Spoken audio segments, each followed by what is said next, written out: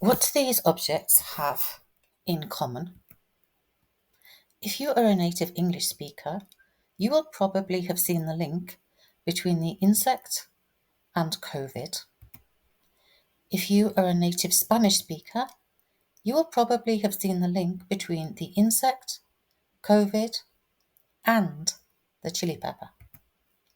If you haven't seen the link, think of a synonym of the word insect that you could also use to talk about a virus. In English, the word bug is a synonym of the word insect. We can also use the word bug to talk about illnesses. For example, if you have sickness and diarrhea, you could say, I have a tummy bug. In Spanish, we can use the word bicho for insects, COVID, and chili peppers. To remember that the word bicho can mean insect, chili pepper, or COVID, we need to form a connection between the words.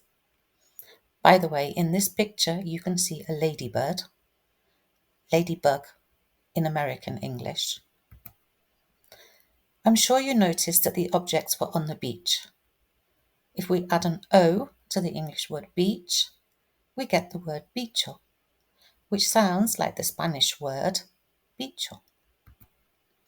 Imagine someone calls the police because there is a dead bug on the beach. It's lying legs up next to 2 chili peppers and a giant coronavirus. The police deem the death to be suspicious and decide to dig a little deeper. They take the bug to a laboratory and a scientist puts it under a microscope to find out whether it was killed by the chili peppers or by coronavirus.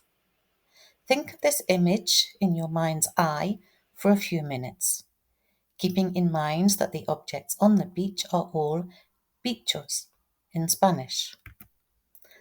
Unfortunately, we will never know what killed the bicho. There was a bug in the scientist's computer software. So we have a quiz for native English speakers. What is another way to say chili pepper in Spanish? What is another way to say insect in Spanish?